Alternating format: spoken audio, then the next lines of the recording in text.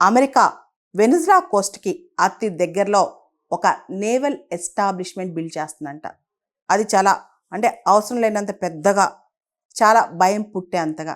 బయటికి ఏం చెప్తుందంటే ఏదైతే డ్రగ్ ట్రాఫికింగ్ ఈ దేశాల దగ్గర కొలంబియా, వెనిజులా, కోస్టారికా, గ్యూటామెలా, మెక్సికో ఈ దేశాల్లో డ్రగ్ ట్రాఫికింగ్ ఏదైతే ఈ దేశాల ద్వారా అమెరికాకు వస్తుందో దాన్ని ఆపటానికి ఈ షిప్మెంట్స్ అన్ని చెక్ చేయడానికి ఇది చేస్తామని చెప్తున్నారు. అయితే వెనిజులా మీద పంతం పగ తీర్చుకోవడానికి అమెరికా ఇది చేస్తుందని చెప్పి కూడా అంటున్నారు అనమాట. రీసెంట్గా అంటే సెప్టెంబర్ 2వ తారీఖు అమెరికా ఆల్రెడీ ఒక పెద్ద అటాక్, ఒక భారీ అటాక్ కూడా చేసిందంట వెనిజులా కోస్ట్ దగ్గర ఒక షిప్ మీద. అయితే అమెరికా ఏదైతే షిప్ని అటాక్ చేసిందో, ఏదైతే వెజల్ని అటాక్ చేసిందో అది నార్కో వెజల్, నార్కో డ్రగ్స్ని క్యారీ చేసే వెజల్ అని చెప్పి అమెరికన్ అఫీషియల్స్ చెప్పారనమాట.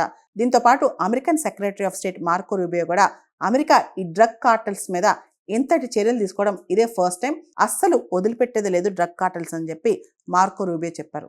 Actually Donald Trump election promise ఏంటంటే అమెరికాకి డ్రగ్స్ రానికుండా చూస్తాను అని చెప్పి ఎలక్షన్ క్యాంపెయిన్లో చెప్పారు. ముఖ్యంగా లాటిన్ అమెరికన్ కంట్రీస్ అంటే మనం నార్త్ అమెరికా, మెక్సికో నుంచి మొదలైతే తర్వాత ఈ central American countries, Latin American countries ఇవన్నీ చూస్తే కనుక ఇక్కడి నుంచి ఎక్కువగా డ్రగ్ కార్టల్స్, డ్రగ్ ట్రాన్స్పోర్టేషన్ జరుగుతూ ఉంటుంది అనమాట.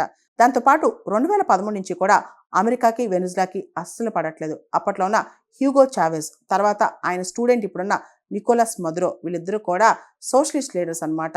అయితే ఇప్పుడున్న లీడర్ నికోలస్ మదురో ఎవరైతే ఉన్నారో ఆయన లెజిటిమేట్గా ఎలక్ట్ కాలేదని, ఎలక్షన్స్ రిగ్గింగ్ చేసి గెలిచారని, ఈయన నార్కో టెర్రర్ కార్టల్ని మెయింటైన్ చేస్తున్నారని, దాంతో ఈయనకి చాలా దగ్గర సంబంధాలు ఉన్నాయని చెప్పి కూడా డొనాల్డ్ ట్రంప్ ప్రభుత్వం అంటుందన్నమాట. అంతేకాదు వీటన్నిటిని డిస్ట్రాయ్ చేయడానికి డొనాల్డ్ ట్రంప్ ప్రభుత్వం వెనిజులా తీర ప్రాంతం దగ్గర చాలా పెద్ద నేవల్ ఎస్టాబ్లిష్మెంట్ చేస్తుందంట. దానిలో గైడెడ్ మిసైల్స్, డెస్ట్రాయర్స్, వార్షిప్స్, అంతేకాదు దాదాపు 4500 మంది సెయిలర్స్, 2200 మంది మెరైన్స్ వీళ్ళందరూ ఉన్నారంట. మనకు తెలుసు రీసెంట్గా America cartel of the sons అని చెప్పి ఏదైతే వెనిజులా నుంచి ఆపరేట్ అవుతుందని ఎలిగేషన్ ఉందో ఆర్గనైజేషన్ని స్పెషలీ డిజిగ్నేటెడ్ గ్లోబల్ టెర్రరిస్ట్ ఆర్గనైజేషన్గా అమెరికా ముద్ర వేసిందనమాట. ఈ కార్టెల్ ఆఫ్ ద సన్స్, ఈ డ్రగ్ కార్టెల్కి సంబంధించి నికోలస్ మదురో కూడా ఈ ఆర్గనైజేషన్లో ఉన్నారని చెప్పి కూడా, ఈ ఆర్గనైజేషన్తో ఆయనకి లింక్ ఉందని, ఈయన ప్రోత్సహిస్తున్నారని కూడా అమెరికా అభియోగం వేసింది. అంతేకాదు నికోలస్ మదురో ఎక్కడున్నాడో ఇన్ఫర్మేషన్ ఇస్తే $50 మిలియన్ ఇస్తామని కూడా అమెరికా బౌంటీ ప్రకటించిందనమాట. ఇక్కడ వెనిజులా, అసలు వెనిజులా కథ ఏంటి, వెనిజులా బ్యాక్గ్రౌండ్ ఏంటి అంటే సౌత్ అమెరికన్ కాంటినెంట్లో ఆయిల్ రిచ్ కంట్రీ, అంటే చాలా తక్కువగా అక్కడ ఆయిల్ లభ్యమవుద్ది. అలాంటి సౌత్ అమెరికన్ కాంటినెంట్లో ఒక ఆయిల్ రిచ్ కంట్రీ వెనిజులా అనమాట. అయితే ఇంతకుముందు పాత రోజుల్లో వెనిజులా ఆయిల్ని అమెరికన్ కంపెనీస్ ఎక్స్ప్లోర్ చేసి అమెరికన్ కంపెనీస్ వాడుకునేవి. హ్యూగో చావెజ్ 2000 సంవత్సరం నుంచి 2013 వరకు కూడా వెనిజులాలో ప్రెసిడెంట్గా ఉన్నారు. అంటే ఆ 13 ఏళ్లలో చాలా కీలక మార్పులు తీసుకొచ్చారు. ముఖ్యంగా అక్కడ నేషనలైజేషన్, చాలా ఆయిల్ రిసోర్సెస్ని నేషనలైజ్ చేశారు. అమెరికన్ కంపెనీస్ని బయటికి పంపించాడు. దాంతో అమెరికా కోపం వచ్చింది.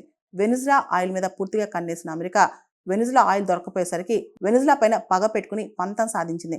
వెనిజులా పైన అంతర్జాతీయంగా అనేక ఆంక్షలు వేసిందనమాట. అదే టైంలో 2014-15 టైంలో ఒక్కసారి ఆయిల్ ప్రైజెస్ పడిపోవడంతో వెనిజులా ఎకానమీ కూడా దెబ్బతింది. వెనిజులాలో విపరీతమైన ఇన్ఫ్లేషన్ వచ్చింది. అప్పట్లో ఆయిల్ ఎక్స్పోర్ట్స్ నుంచి వచ్చే అన్ని లాభాలు వెనిజులా ప్రభుత్వం ప్రజలకు పంచిపెట్టేదనమాట వెల్ఫేర్ ప్రోగ్రామ్స్ ద్వారా.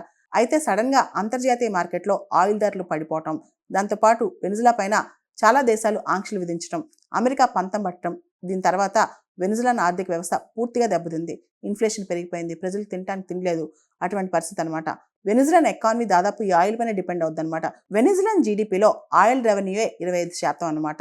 అండ్ వెనిజులాన్ ఎక్స్పోర్ట్ ఎర్నింగ్స్లో, అంటే వాళ్ళ యొక్క ఎగుమతులు ఎక్స్పోర్ట్ ఎర్నింగ్స్లో 95% ఆయిల్ నుంచి వస్తాయి. సో వెనిజులా అనేది అంత ఆయిల్ రిచ్ కంట్రీ, కానీ వెల్ఫేరిస్టిక్ మెజర్స్ కావచ్చు, శాంక్షన్స్ కావచ్చు, వీటన్నిటి వల్ల వెనిజులా ఆర్థిక వ్యవస్థ కుప్పకూలింది.